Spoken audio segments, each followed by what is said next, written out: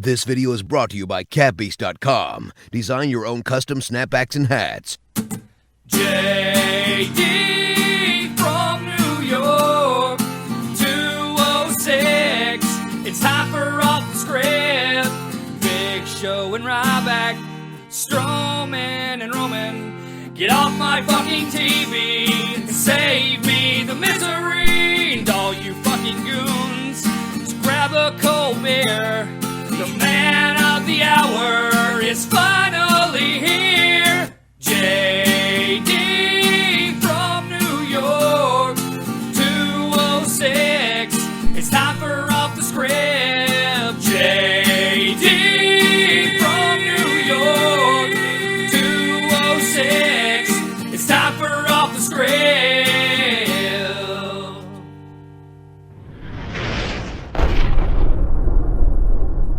What is going on, guys? JD from New York here. Thank you so much for tuning back into the channel on this July 15, 2017. This is, of course, episode 178, part number 2 of the number one fucking podcast right here on YouTube.com for everything WWE. This is Off the Script, and I am, of course, the King of the Ring, JD from New York. Man, I miss the fucking King of the Ring, bro. If you guys have been watching me for an extended period of time, you guys know how much I love the King of the Ring, man. The 1993 King of the Ring. It's one of my favorite pay-per-views of all time in WWE. That is, of course, when Bret the Hitman Hart wrestled 3 times in one night against Razor Ramon, Mr. Perfect, which was one of the best matches that I seen in the 90s for WWE. Easily their best match together, no question. Mr. Perfect in the second round, and then he went another 10-15 minutes with Bam Bam Bigelow in the finals to win the King of the Ring. All leading up to that coronation where he was ultimately attacked by Jerry the King Lawler, and they even had a great match at the 1993 Summerslam. I don't know if you guys remember that, but that's when Doink the Clown came out and took the place of Jerry the King Lawler because he came out on crutches because he didn't want to fight Bret the Hitman Hart. So he hired Doink, of all fucking people, to fight Bret the Hitman Hart at SummerSlam, and it actually was a great fucking match. Bret the Hitman Hart fought Doink, and then he had to fight Jerry the King Lawler because it was all a fucking ploy, which was fantastic, man. I love that shit. You know, all that leading up to SummerSlam, and it was a great pay-per-view. I wish they'd bring it back. You know, what it did for the likes of Bret Hart and Stone Cold and Triple H and Brock Lesnar and everybody that won that fucking tournament, man. It did something for everybody. And then when WWE tried to bring it back with, like, you know, Wade Barrett winning it and Sheamus winning it, they didn't do anything with it. They really didn't do anything. To me, the King of the Ring was the perfect bridge between WrestleMania and SummerSlam. And it really gives WWE creative an easy out. It's a form of stress-free environment in WWE. You put together a tournament, you construct it nicely. The tournament itself will just sell itself. And the storylines going on within the tournament will sell itself. And the winner of the tournament is a number one contender for the Universal Championship or the WWE Championship, depending on which brand's superstar wins it. It could be a dual-branded thing. WWE won't bring it back for whatever reason. So hopefully, one year, we'll be reporting on Off the Script that King of the Ring and the tournament will be coming back to the network, or it will be brought back as a pay-per-view. I don't see why not, man. It would be a great thing, and I think it would get a lot of these young guys over. But what the fuck do I know, man? I love the King of the Ring, one of my favorite pay-per-views ever, and I wish the concept would be brought back. I really do. But speaking of pay-per-views, we got SummerSlam pay-per-view news in this episode. We got Nikki Bella hopefully returning to action at SummerSlam, or that's what's going on according to the rumors. Roman Reigns, I got major news on Roman Reigns. And his top spot in WWE being in jeopardy. So we got news on that. I got news on Talking Smack and Raw Talk being canceled as weekly programs on the WWE Network. I got news on... I got news everywhere, man. I got news on fucking Eric Bischoff. I got news on Kurt Angle. I got news on Dixie Carter. I got news all over the place with this Kurt Angle situation. It's going to be a big show, man. So strap yourselves in, grab a cold beverage, and we're going to talk some WWE news and rumors. If you did miss part one, that is on the channel right now, live all you got to do is go to the annotation that is within this video, click that, and it'll take you right to part 1. We talk about John Cena and AJ Styles and why I think another match between the two, but this time for the United States Championship, is a bad idea. I think it handcuffs WWE creative from actually being creative for SummerSlam. We've seen that match 3 times already. There's no need to see it for a 4th time. That is my thinking behind it. Also, we talk about Enzo Amore being kicked off the WWE Talent Bus by Roman Reigns for an undisclosed issue. We don't know anything about what's going on with that. Hopefully news will break on that situation. Also, Big Cass in hot water because of his support for Donald Trump. So both men have backstage heat within the WWE. Also news on Samoa Joe and his push following his match with Brock Lesnar at Great Balls of Fire. All that in part 1. It's in the video that you're watching right now in the top right corner. Thank you guys for your continued love and support, man. Quickly, patreon.com/JD from NY206. You guys came out in legions yesterday to support Patreon. Thank you guys so much, and thank you to everybody that has pledged as of yesterday's video. You guys are all getting shout-outs next week on episode 179 for Off the Script. Thank you guys so much. $1 or more would just get you free access to Off the Script each and every single weekend. Discord access for my chat, where we talk about all the hot topics that are discussed right here on Off the Script. As little as $1 a month goes a long way, man. So if you guys want to join Team JD, all it takes is $1 a month. If you guys want to up that to $3 a month, Off the Script Retro, and you guys get early access and Discord access. So you get everything that the $1 tier gets, plus you get Off the Script Retro. And coming soon, for $5 a month, you guys are going to get Beer Goons audio version of the podcast with me and Joe Cronin Show, as well as all the other prizes within the other tiers, man. Great fucking deal. 2 audio podcasts for the price of 1. Absolutely fucking unbelievable, man. So if you guys want to support that, patreon.com/JD from NY206. Beer Goons is recording this coming Sunday with me and Joe Cronin Show. Audible Trial is still giving you guys free access for 30 days to their service with 1 free audio book if you guys sign up. This is only available to new listeners. So if you guys cashed in already, you can't cash in again. So every new listener of this show gets to try Audible service free for 30 days with 1 free audiobook of your choice. If you have an iPhone or an Android device, you are in luck. Compatible with both Android and iPhone devices. And you guys have access to 30 days, 1 free book, over 180,000 choices to choose from. If you guys don't care for any of the wrestling related stuff and you guys want something else, Audible certainly has it, man. audibletrial.com/offthescript. Great way to support the show, and you get something for free while listening to the show today, man. So thank you guys so much for supporting Audible. They've been amazing in their partnership here with Off the Script. barbershopwindow.com/offthescript. That's another great way to support the show. If you guys want to get ready for SummerSlam, I got 9 different designs on there with a couple now being worked on. So hopefully we'll have about 11 or 12 before SummerSlam hits. But if you guys want to cash in on savings, I am going to give you a code right now where you guys can save $4 off a $20 t-shirt, man. It's 20%.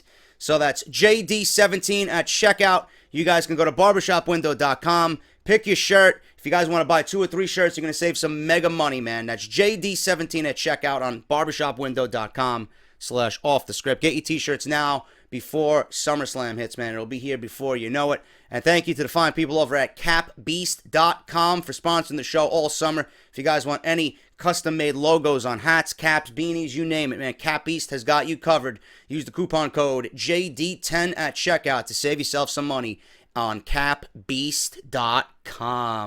Follow me on Twitter at JD from New York 206. That's JD from NY 206 on Twitter. And hit that subscribe button down below and that bell for the notifications so you guys are aware of when I do upload each and every single day, man. Thank you all so very much for supporting what I do here. Thank you to the Patreons. Thank you to everybody that's sent in your sub stories. I got 4 or 5 different new sub stories just yesterday after reading a few of you guys yesterday, man. So thank you all so very much for your love and support. You guys are what keep this show running every single week. Let's get into the news, man. I want to start off with this Roman Reigns situation. This is a big story. And this is something that was only a matter of time. You know, it took 4 years for it to happen. But WWE now is rethinking their strategies moving forward. And this is coming from Wrestling News World and Richard Gray. Take this with a pinch of salt. But right now, this is being discussed internally within the WWE. WWE is strongly considering changing their mind about Roman Reigns heading into WrestleMania next year and defeating Brock Lesnar for the WWE Universal Championship. But the company is very concerned about its declining merchandise sales as well with Roman Reigns, and the fact that he continues to be booed even at house shows, where for a while he was still getting positive reactions despite the negativity shown on television. WWE now is worried about Roman Reigns and the way that he's being treated by the fans each and every single week. And you see how WWE is reacting to this as if it's just, nonchalant. They're brushing their shoulders off. They're, lowering the volume when we know that there's a chorus of boos. They did it at Great Balls of Fire. They lowered the boos. Why would Roman Reigns come out and not get any type of reaction like we've seen each and every week prior to that? WWE tries to alter the boos. WWE tries to alter video packages to make Roman Reigns look like a good guy and not come off as somebody who is hated on WWE television. They are ignoring the fact they are being stubborn, ignorant fools about this entire situation. And when you constantly shove someone down their throats, the fans are going to revolt.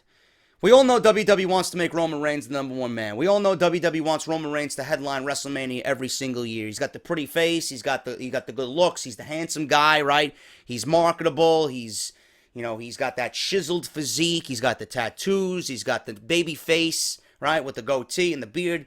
WWE has found their number one man, but, Vince McMahon has been on record saying that, the lifeblood and the heartbeat of the WWE lies within the WWE universe. It lies within the people. So why are you being hypocritical in saying something like that? But then when the fans are voicing their opinions about what you're doing with your product, why are you not listening to the fans?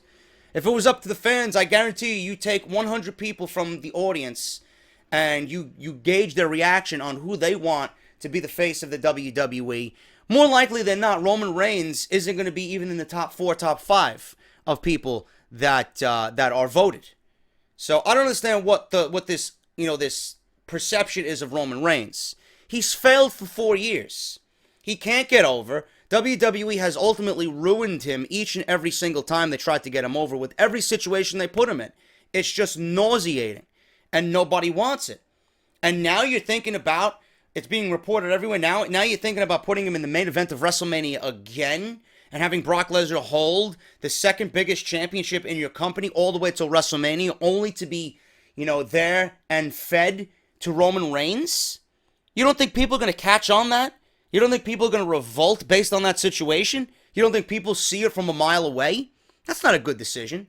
If WWE was smart, they would change their plans right now, and hopefully they are constructing a plan to not have that happen, because that is going to be disastrous for WWE. It's going to be disastrous for Roman Reigns. I mean, look at what they've done with him. They gave him a coronation at WrestleMania 32 against Triple H. They had him beat The Undertaker in the main event of WrestleMania 33. Now they're talking about putting him against Brock Lesnar and winning the Universal Championship at WrestleMania 34 in New Orleans. I mean, what more does this guy need to do? He won the Royal Rumble. Daniel Bryan put him over. Vince McMahon tried to put him over. You put together a stable to get this guy over. You put together 4 guys who were ultimately fed to Roman Reigns just to get this guy over. And nothing came of it. Absolutely nothing came of any of these situations to get Roman Reigns over as the number one man in the company. People still revolted, and it gets worse and worse every single time. And I don't hate Roman Reigns. This perception that I hate Roman Reigns. I don't hate Roman Reigns. I hate the way WWE has booked him. I hate the way WWE has made him look to the eyes of wrestling fans. Listen to the people. Listen to the people. They changed AJ Styles from heel to babyface because why? Because the people want to cheer AJ Styles. They don't want to boo someone like AJ Styles. AJ Styles played a great heel. But the people want to see AJ Styles. They want to love AJ Styles. They want to watch AJ Styles. They respect and appreciate the talent that AJ Styles is. The fans made AJ Styles into a babyface, not the WWE. The WWE had to listen to the fans as it pertains to AJ Styles. Why don't they listen to the fans as it pertains to Roman Reigns instead of being stubborn? There is not a number one man in WWE right now unless John Cena retires. John Cena will and always will be the number one man in the WWE. And I've said this in nauseam John Cena still, no matter if he's wrestling 2 times a year like Brock Lesnar, 3 times a year like Brock Lesnar, or he's wrestling 6 months out of the year, or if he's full-time, it doesn't fucking matter. John Cena can be there 1 time a year. He's still the face of the WWE until you do not see his face on television ever again, and he hangs up the boots. John Cena is the number 1 man. Roman Reigns is not. He's not. And even if John Cena was there, Roman Reigns, there's still John Cena is there, and WWE's pretending like Roman Reigns is the number 1 man. You can't do that. If John Cena wasn't there, Roman Reigns is still not the number 1 man. There is not a number 1 man in the WWE right now. The number 1 man in the WWE is not in the WWE. He's somewhere else. He's somewhere else. Whether that's a Kenny Omega if he comes in, whether that's a Cody Rhodes when he comes back, whether that's somebody out there that WWE has their eye on to bring in when their contract is up with whatever promotion they're with. It's not Roman Reigns. It's not going to be Roman Reigns. If it was meant to be, it would be meant to be. It would have happened already. It hasn't happened already. It's not going to happen. So this perception that Roman Reigns is the number 1 man, hopefully WWE is slowly realizing that, all these years wasted and it's just not happening. And now they're finally realizing maybe we should go in a different direction. His merchandise numbers noticeably are lower this year than they were last year. But WWE fans surveys asking current and former WWE Network subscribers why they choose to subscribe and why they choose to cancel, not having been kind to Reigns either. In surveys asking fans why they canceled, the other option is often filled in with comments about Roman Reigns. In surveys asking fans why they subscribe, the other option is rarely filled in with comments about Roman Reigns.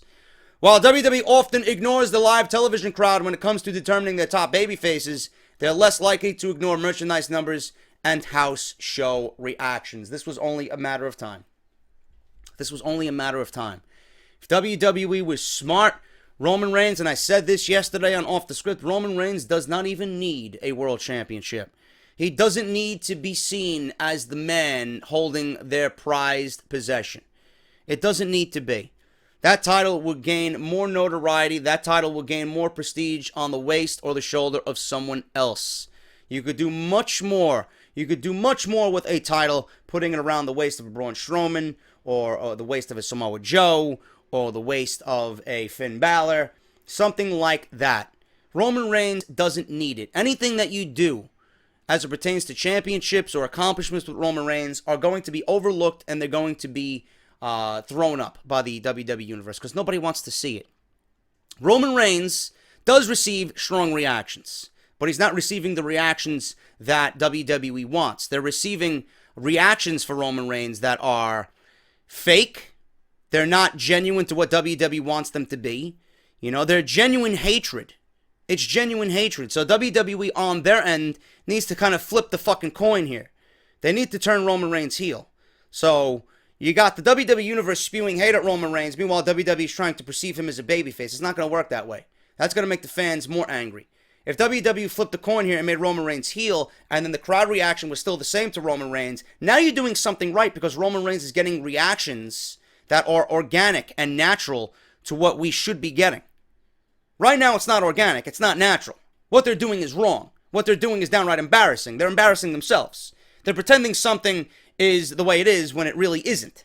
So WWE, with the merchandise sales and the live TV crowds and the house show reactions, all playing a role here and having an effect on Roman Reigns. Hopefully, this is the final nail in the coffin for Roman Reigns and Brock Lesnar, and Roman Reigns being pushed to headline WrestleMania.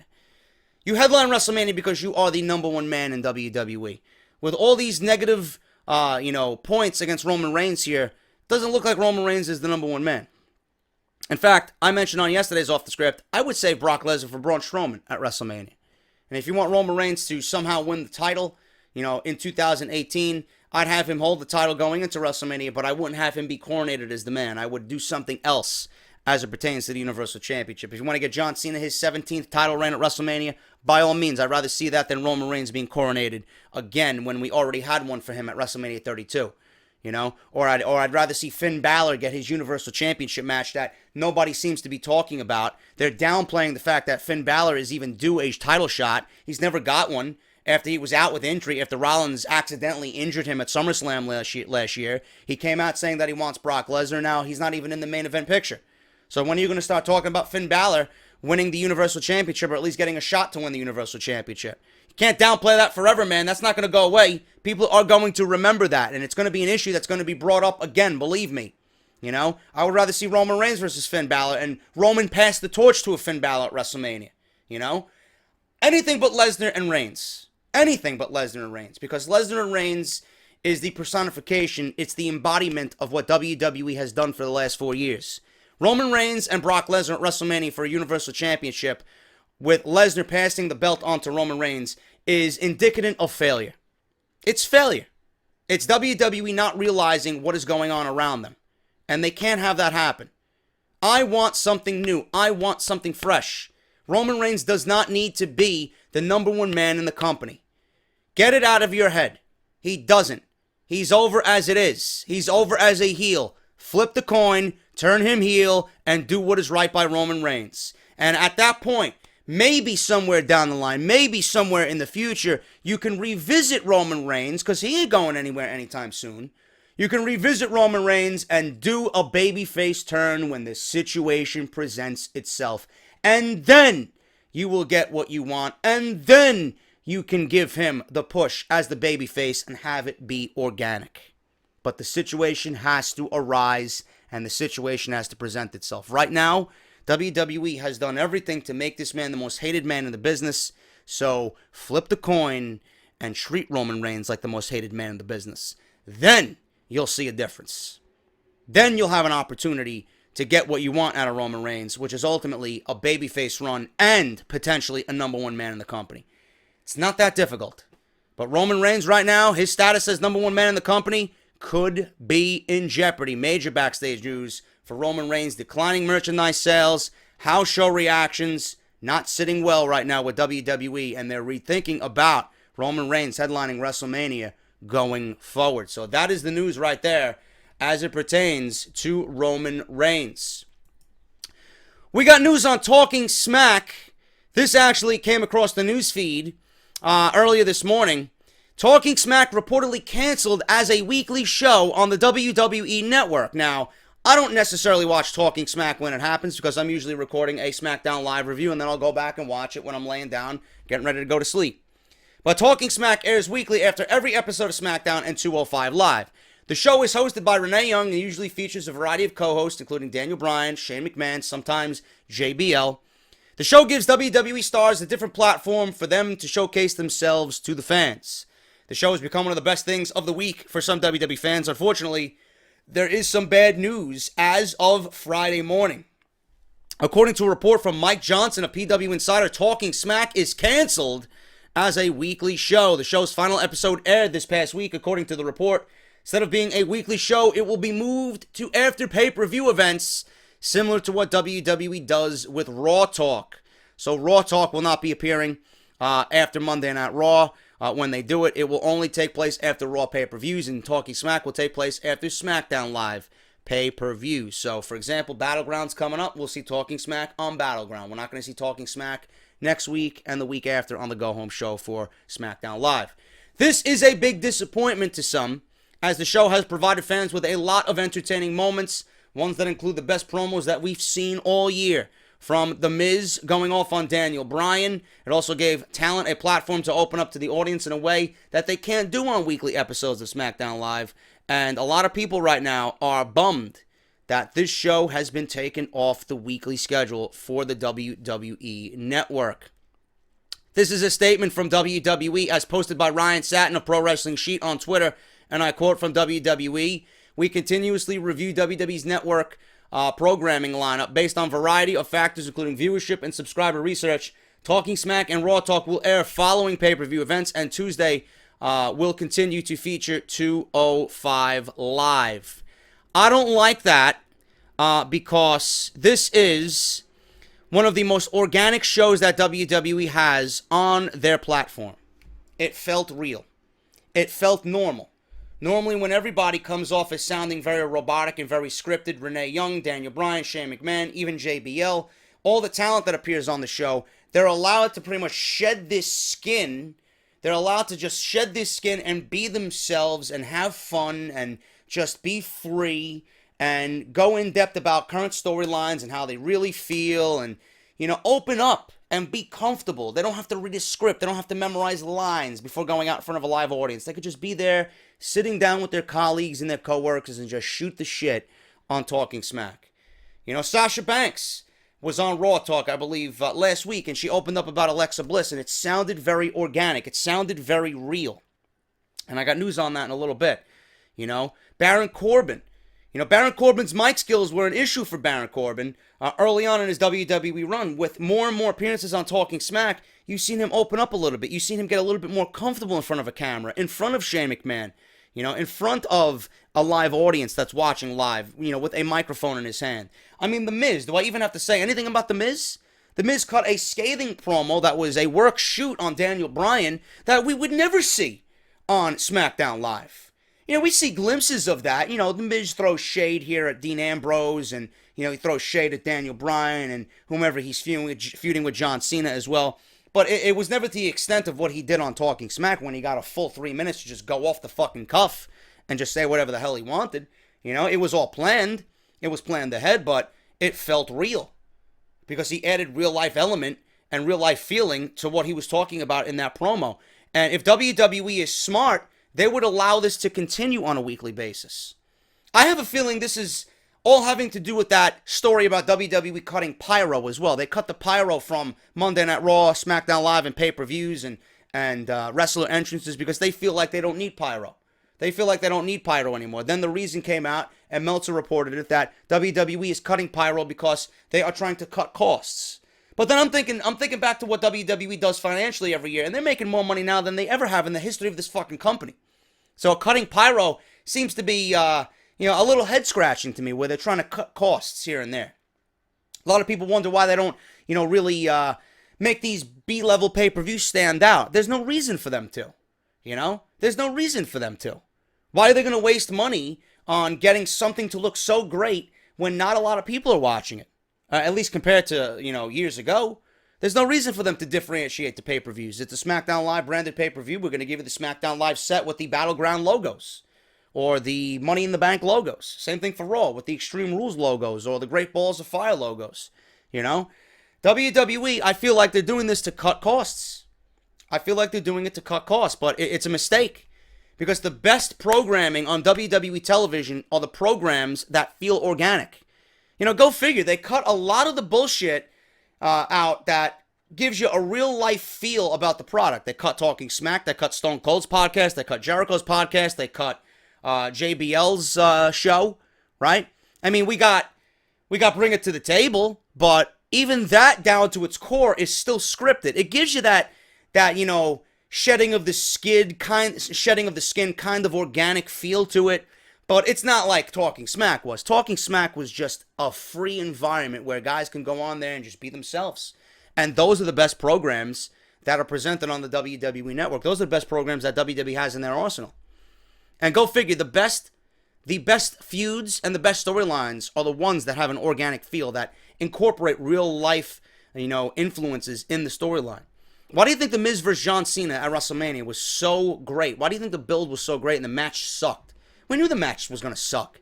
But the build itself built off real life emotion. What John Cena said to The Miz and what The Miz said to John Cena was all genuine feelings that have been said before in the past. And you bring that to television, it's like, holy shit. You're kind of blurring the line from what is scripted and what is not scripted. That's what makes good television. That's what makes good television. So I think this is a mistake, man. I honestly think that WWE is doing this to cut costs. They're not saying it, but as long as it's not being canceled completely, we might still get some of those big moments, but we won't be getting those big moments as often. So WWE is cutting Talking Smack weekly. They're cutting Raw Talk weekly, and they're going to be issued after every Raw and SmackDown Live pay-per-view. So let me know what you guys think about that. I know some of you really like Raw Talk and Talking Smack, and you guys watch it each and every single week. But as of right now, as of this week, both shows are being taken off the weekly programming list for the WWE Network. We got news on Ryback revealing the original plans that WWE had for him at WrestleMania 30.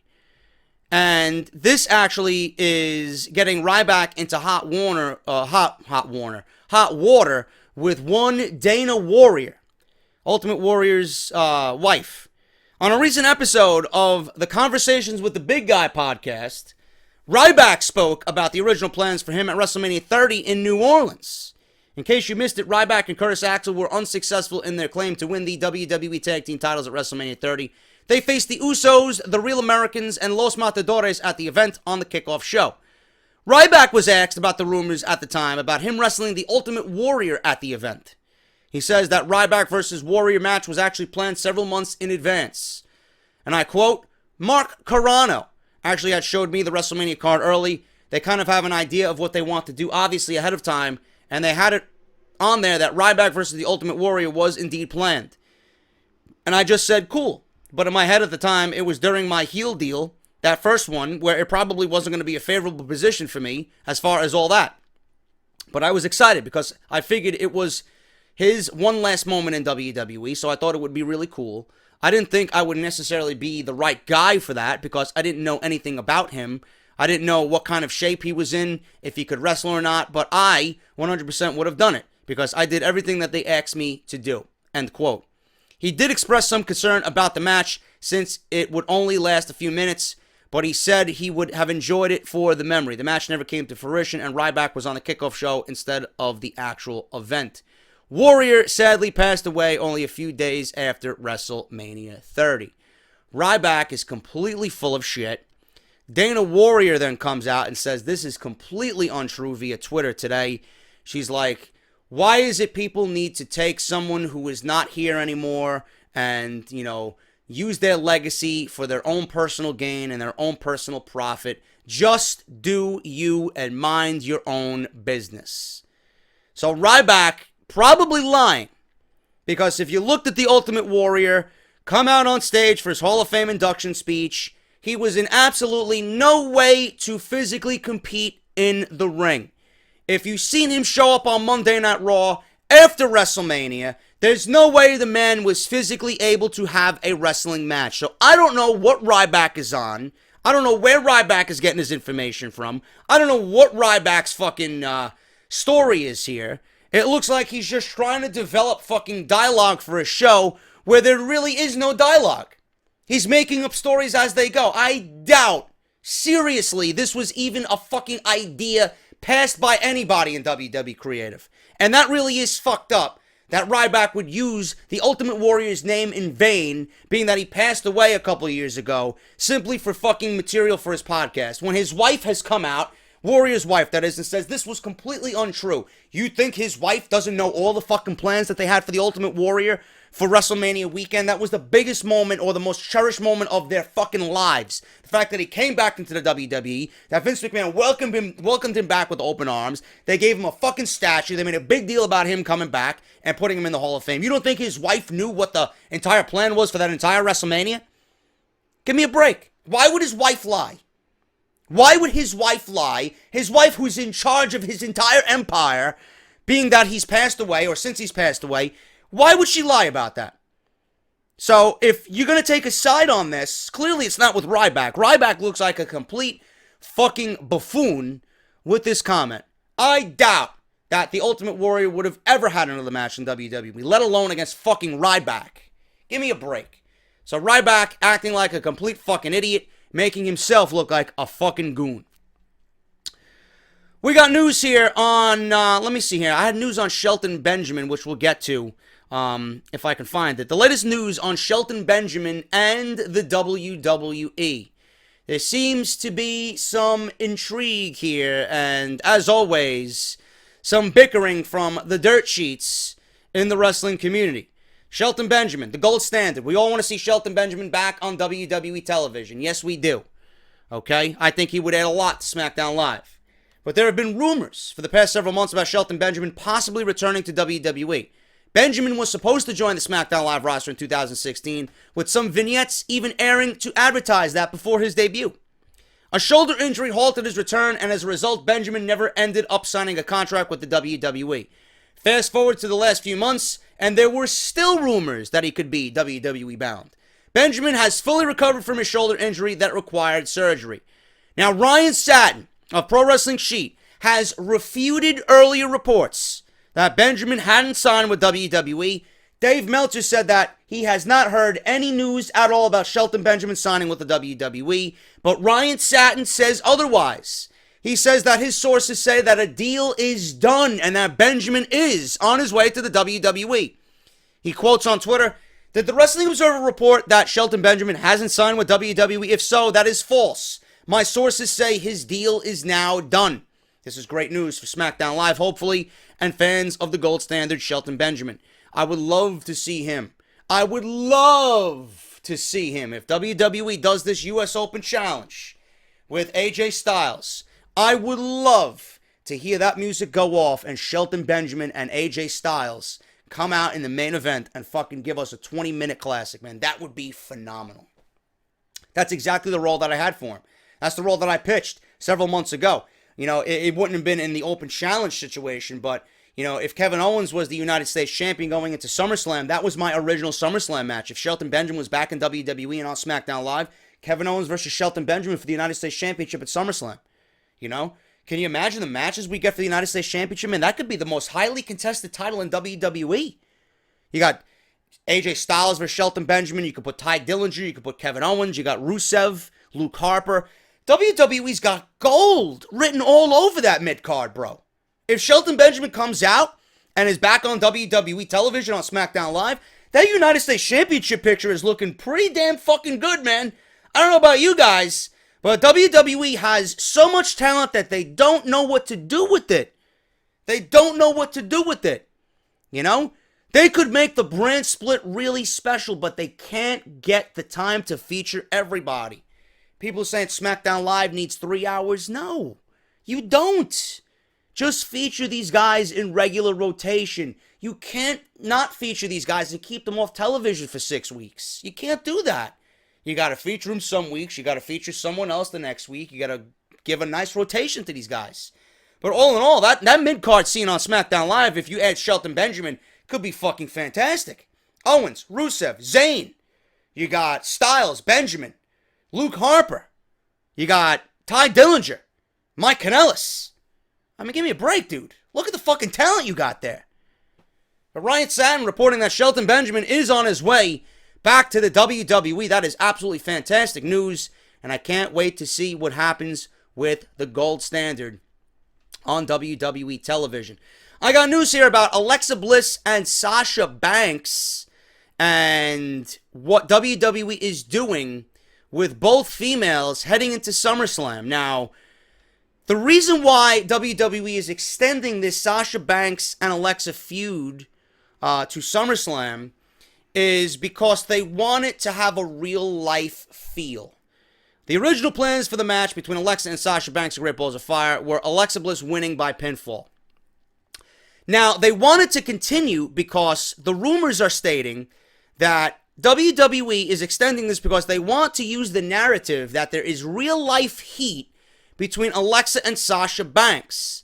Now, it's been reported for years that Alexa Bliss and Sasha Banks genuinely do not like each other, and it all stems from Sasha Banks breaking Alexa Bliss's nose while they were both in NXT, and Alexa did not receive an apology from Sasha Banks. Now, I don't know if it's legitimate or not. I really don't know. We really don't know, but WWE wants to play off that fact, and that's the reason why Sasha Banks cut that, blurring the lines promo on Raw Talk last time that she was on there. There have been rumors in the wrestling world for a long time that Sasha and Alexa dislike each other behind the scenes. It should be noted that there really isn't much substance to the idea that they hate each other in real life, except for that broken nose situation that I just mentioned to you guys. There is just a feeling among fans that is based on their matches with one another by working stiff and some of their other interactions that they might have some issues. Regardless of if there is actual heat or not between them, WWE seems to have decided to use this narrative and will continue the feud. If you watched Raw Talk, like I mentioned, you saw Sasha Banks take several shots at Alexa. Now, if one had to guess, both will continue to take shots at one another to play into this narrative. This will blur the lines a bit in the storyline and make fans question if they actually hate each other outside the ring. which always makes for a good program. Which is why I wish WWE would use this tactic more often. If it makes this feud a little bit more real, I am all for it. That always makes for a more entertaining feud when fans can't tell the difference. Now, take this with a grain of salt. Everybody needs to be clear that we aren't confirming any real-life situation between Sasha Banks and Alexa Bliss. We are just saying that Vince McMahon wants to use the narrative to his advantage to further this feud and make it feel a little bit more organic. I would be all for that, and like I said, feuds that rely on that are the ones that end up being the most interesting. News on SummerSlam returns in the form of Nikki Bella. Now, Nikki Bella has been out recuperating her neck, which was not feeling all that well following WrestleMania, and SummerSlam takes place on August 20th, 2017 at the Barclays Center, you guys know, and WWE wants to make it the biggest event of the summer. SmackDown Live has already mapped out plans for their Women's Championship match at the event. The winner of a fatal 5-way elimination match at Battleground will go on to face Naomi for the title at SummerSlam.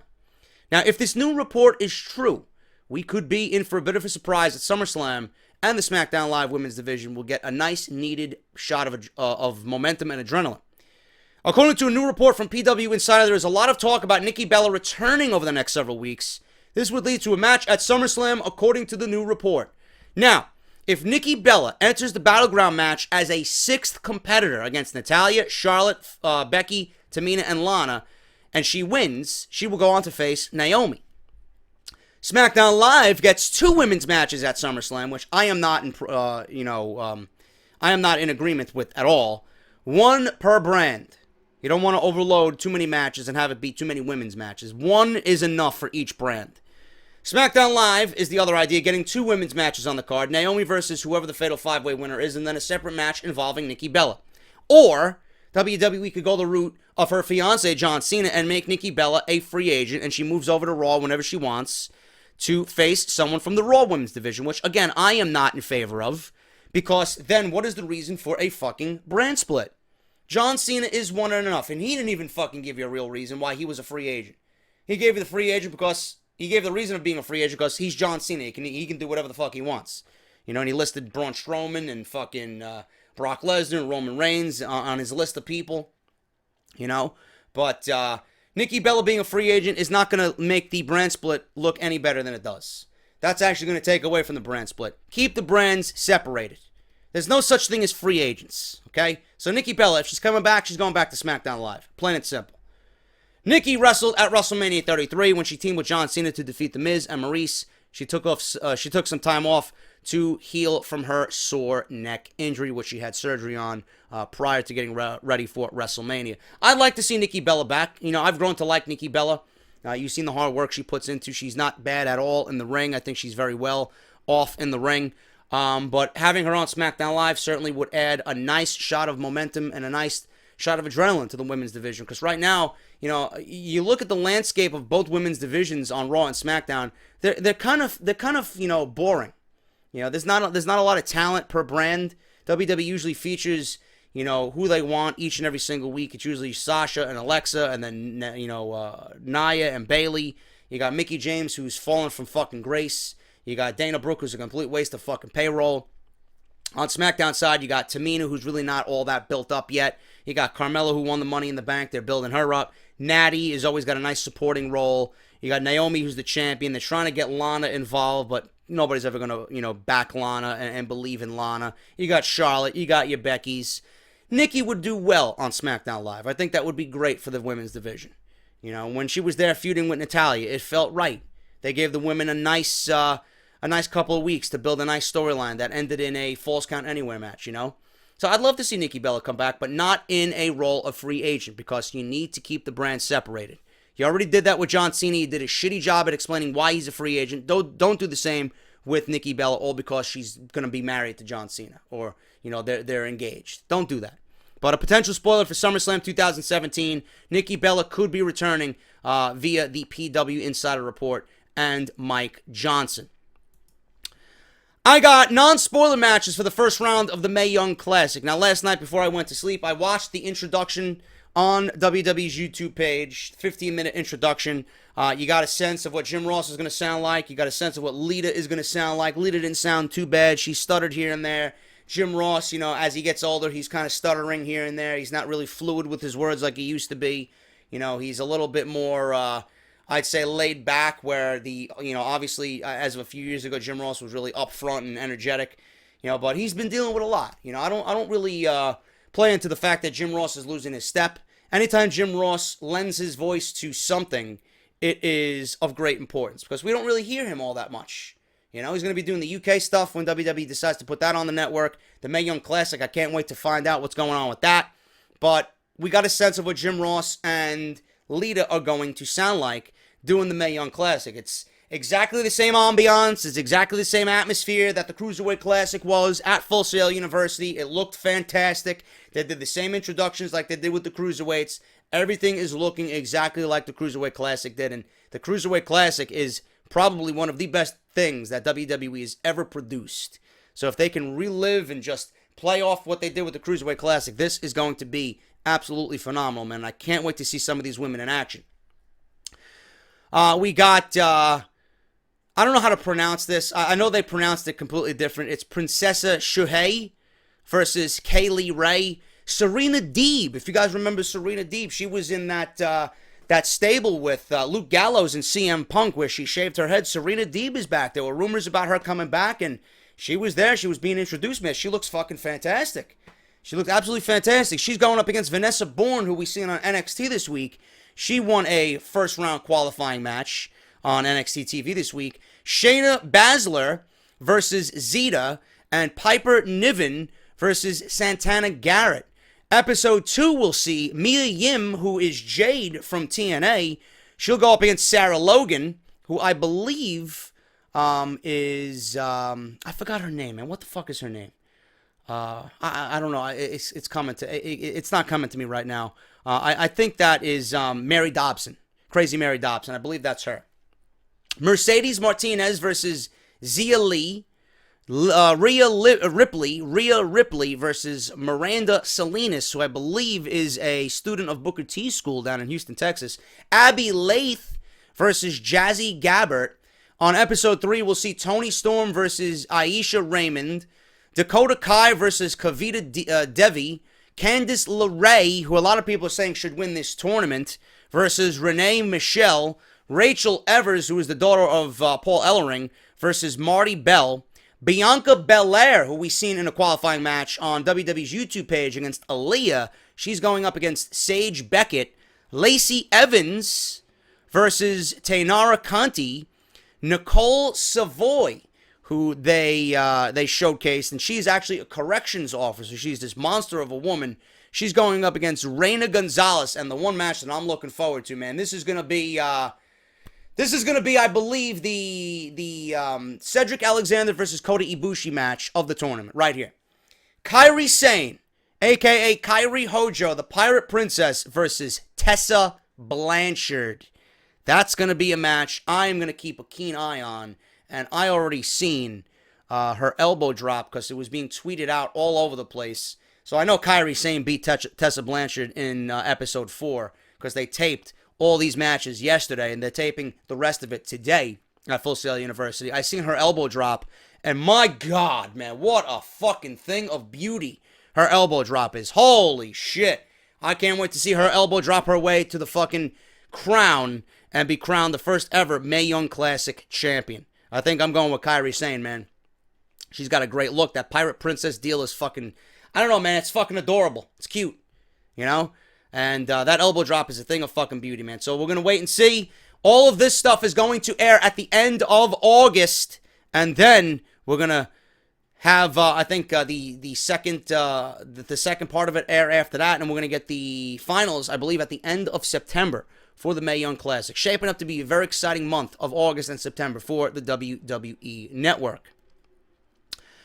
Now, I have this CM Punk story that I wanna talk about, because everybody's talking about CM Punk, and I hear other fucking cancerous YouTubers on this site talking about CM Punk every single week. I see CM Punk returns, CM Punk, wanted by WWE, CM Punk return rumors, all this other shit. I even tweeted that on Twitter. I'm going to make a clickbait title and just say CM Punk's WWE 2017 return. I'm not going to do that because I find myself to be a credible source for WWE news and rumors. Not everything I say comes to fruition. Not everything I say is true. But I give you a valued opinion behind everything I talk about. And I always cite my sources in everything that I do. So you guys know the deal about that. But this is being talked about. And Dave Meltzer is actually talking about this via the Wrestling Observer newsletter. And I want to talk about it today. Now, the old saying in professional wrestling is never say never. Bruno Sammartino and WWE were at odds since the early 1990s after Sammartino spoke out about the company during the steroid scandal. Triple H was the one who reached out to Sammartino to bring him back into the company. The Ultimate Warrior and Vince McMahon were considered to be bitter enemies for over a decade before Triple H reached out to Warrior to mend fences. Triple H was the person that got the wheels in motion to bring Kurt Angle back, and Bill Goldberg returned after a bitter split with the WWE in 2004. And after Goldberg was critical of people in the company, including Triple H.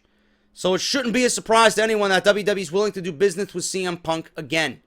On July 3rd, 2017, the edition of the Wrestling Observer newsletter that day, Meltzer talked about Mauro Ranallo's return to the company despite a contentious relationship stemming from issues with JBL. Meltzer talked about how some people will leave the company on horrible terms, but most end up returning. Meltzer wrote, and I quote, "That's why, no matter what is said, WWE wants CM Punk back, and even though Punk was adamant about never doing it, history tells you that time heals all wounds," end quote. During her recent book tour, AJ Lee says that she misses wrestling, but her husband does not. The Observer cited a Punk interview with ESPN in Chicago where Punk said that he feels that WWE sent lawyers and people by proxy, Dr. Chris Amon, after him because, and I quote, "I call them out on their bullshit." Punk also said that he hasn't spoken to Dana White in months, but still wants to fight in UFC again. Meltzer is right. Time does heal all wounds. And there would have been people there that thought that he would have been banned for life from WWE and ended up doing business with them again. Punk could be one of the rare exceptions, and I would have said the same thing for Sammartino and the Ultimate Warrior. Punk is 38 years old, and the clock is ticking on his MMA career. He probably has a lot of money saved, but if he wants to cash in on one more big paycheck, then return to WWE even on a part-time basis, that might make a lot of sense to him. The way things went down with Mauro Ranallo in WWE, it seemed as if WWE was going to lose one of the best announcers they have ever had. Somehow, some way, things were fixed, and there was an agreement put in place that allowed for his return, and NXT is even better now because of it. Now, if the same thing could happen with CM Punk. As PW Mania reported, Punk recently made an appearance with numerous other wrestlers at a pop culture convention in Long Island, and that proves that he is not done with that part of his life. CM Punk has taken shots at WWE, while the company has also taken its fair share of shots at the former champion as well. Still, if Bret Hart, Bruno Sammartino, The Ultimate Warrior, and many others could mend fences and return to WWE in some form or another, the same could be said about Punk. The biggest thing right now is that Mauro Ranallo returned to the company and took over announcing in NXT, and seeing that happened gives hope that the straight edge superstar may be back in WWE one day. I am very, very curious to know why all this CM Punk talk is being brought up now. I don't see Punk coming back in 2017, but I will say this, and I'm going out and I'm making a prediction right now. With CM Punk in 2018, he will be back in the WWE. I believe he will have one more MMA fight between now and next October or next summer.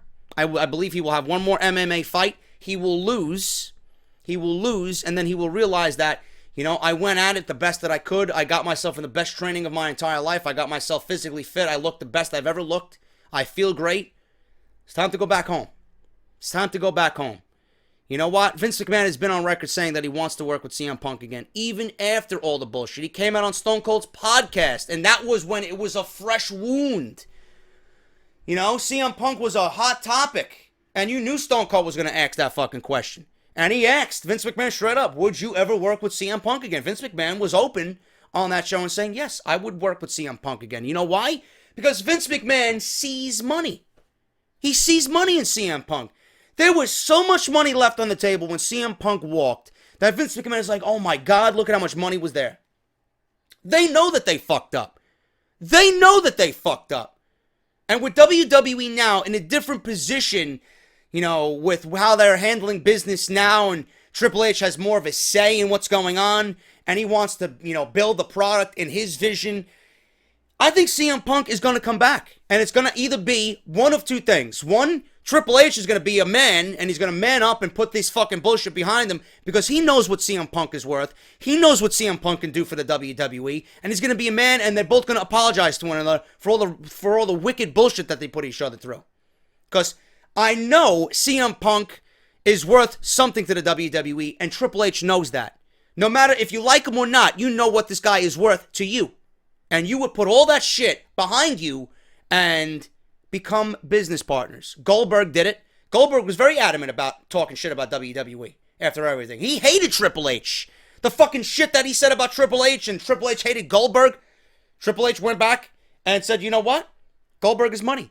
People want to see Goldberg. We got this idea with Goldberg and Brock. Let's do it. Triple H talked to him. Boom. Goldberg was back in WWE. He's never been happier. He made his money. He got to do what he wanted to do for his son. WWE gave him the platform. Gracious enough to say thank you, WWE. You know? And he made a nice fucking chunk of change out of it. Bruno Sammartino hated the WWE. Vile, vicious shit he said about the company. He was back.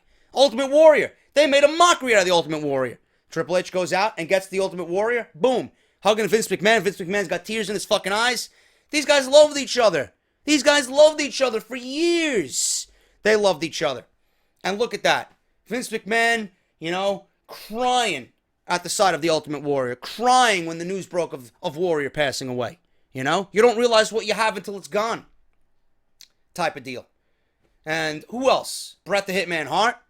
Look at that. After everything that Bret the Hitman Hart went through, and what WWE did to Bret the Hitman Hart, with Shawn Michaels and the screw job and all this shit, Bret Hart came back.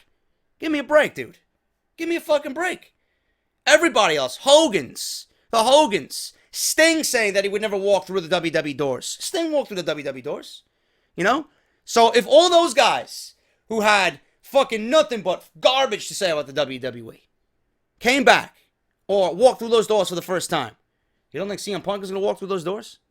CM Punk is going to be back in the WWE in 2018. I am predicting that. I don't have a fucking crystal ball. I don't have any fucking inside sources. I am predicting that.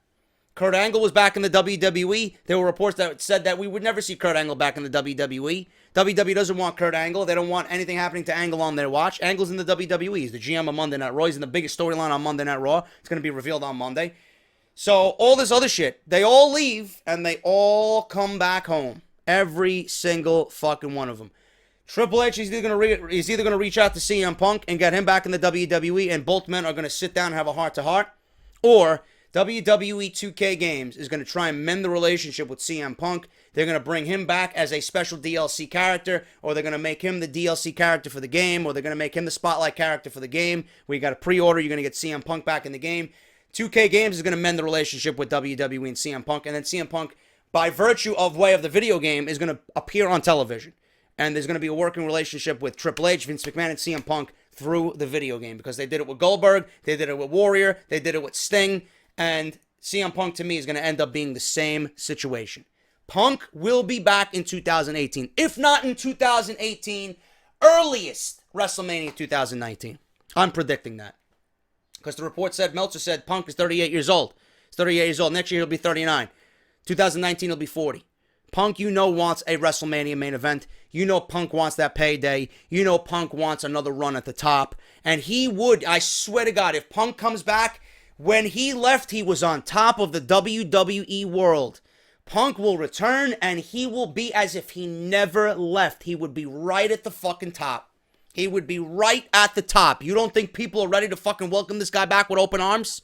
You don't think that the WWE is ready to fucking welcome this guy back? You don't think the fans are waiting with bated breath for CM Punk to come back? Punk will be back in the WWE. Mark my words. And I'm going to end on that note. Because I got news tomorrow on Dixie Carter, I got news on Eric Bischoff. I got news on Kurt Angle and how that all ties into what the storyline is going to be for Monday Night Raw. I also got news on the Hardys.